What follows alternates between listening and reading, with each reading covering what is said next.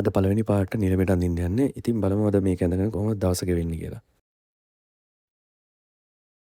පාන්දරයකට අඳන්න පටන් ගන්නවා කියලා මනමාලයා අනිත් බිස්වන්නත් එක්කගෙන එක ඉද්දි ගෙදෙට්ට එන්න කියලා කිව්වා. ඒ වුණාට මං එහෙ ඉද්දි යාළගේ අම්මා කතා වෙනවා වුණා අඳන්න පටන් ගන්නේ පාන්දර 2ට කියලා. පාන්දර 1ට එලාම් තියලා ෆෝන් එක සයිලන්ට් කරලා මම නිදාගත්තා එක වෙනකන්. නැත්තම් පොර කොහොමත් කාවාරි සෙට් කරලා තියන්නේ 12 මාට අපි දෙන්නම යරවන්න. 1ට එලාම් එක වදිනකොට ෆෝන් එකේ මිස් කෝල් 22යි. ඉතින් කොහොම හරි 1:40 වෙනකොට අනිත් බිස්වන්නත් අරගෙන මනමාලයා ගෙදෙට්ට ආවා. ඉතින් 2 මාට ඔන්න වැඩේ පටන් ගන්න යන්නේ. යාළුවා ගැන දන්නේ ඉඳන් තමයි පරක් වෙලා ආවේ. මුලින්ම යාළුවා බිල්ලර් දුන්නා. එයාට තමයි ඉස්සල්ලාම අඳන්න පටන් ගන්නේ. මුලින්ම සුදු බැනියමයි සුදු මේස් දෙකයි ඇඳලා මේ වගේ රෙදි කලිසමක් තියෙනවා ඉස්සරහා පළපු ඒක අපි ඇඳ ගන්න ඕනේ. ඊට පස්සේ මේ වගේ රෙදි වලින් ලේයර් දෙකක් අපි අඳනවා. ඇත්තටම මට මේවට කියන නම් අහගන්න බැරි වුණා ඒ වෙලාවේ.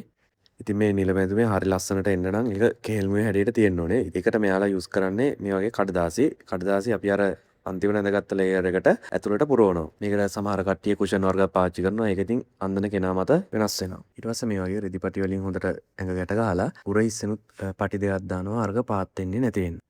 අන්තිමටම මේ ගෝල්ඩන් කලර් ඩිසයින් රෙද්දෙන් ලස්සනට රැලි දාලා ෆයිනල් ඩ්‍රෙසින් එක කරනවා. ඊට පස්සේ පොඩි අඩුපාඩු ටික හදලා කට් ටික ගහලා පළවෙනි කෙලාට අන්දලා ඉවර කරා. මේකට පැය භාගයක් විතර වගේ තමයි ගියේ. දෙවෙනියට ඊට පස්සේ මනමාලයට අන්දන්න පටන් ගත්තා. එයාටත් පැය භාගයක් විතර වගේ තමයි ගියේ.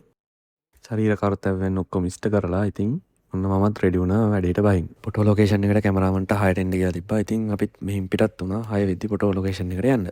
යාළුවා සිලෙක්ට් කරන් තිබ්බේ ගිරිඋල්ලේ තියෙන දුල්යාන බතික්ලගේ ෆොටෝ ලොකේෂන් එක. හොඳ නැකත් දවසක් වෙලත් මේකේ ලොකු රෂ් එකක් තිබ්බේ නෑ. මොකද කපල්ස් 4ක් විතර තමයි එදා අපි ඉන්න පැය දෙකටම ආවේ. මෙතන බජට් එකත් අනිත් තැන් වලට වඩා හොඳටම ෂේප්.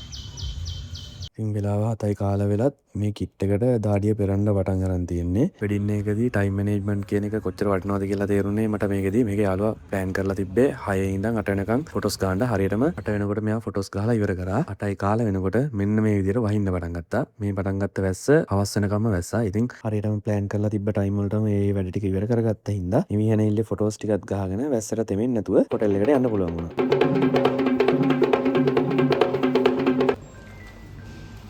විභවන් කුතේ බෞද්ධ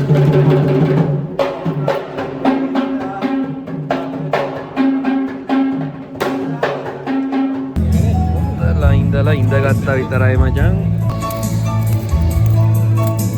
දරා ගැනීමේ හැකියාව උපරිම ලෙවල් එකට ඇවිල්ලා තියෙන්නේ දැන්. රෙදිපටි වලින් හොඳට හිර කරලා බඳින හින්දා කොන්ද රිදෙනවා. ඒ වගේම දැන් AC එකේ හිටියට ඇතුලෙන් හොඳටම දාඩිය දාලා තියෙන්නේ. දැන් හිටන් ඉන්නත් බෑ, ඉඳන් ඉන්නත් බෑ ලෙවල් එකට ඇවිල්ලා තියෙන්නේ. කොහොම හරි එකමාර පහ වෙනකම් මේක ඇඳන් ඉන්න ඕන. ඉතින් දැන් කොන්ද නැහැ වගේ. ෆයිනලි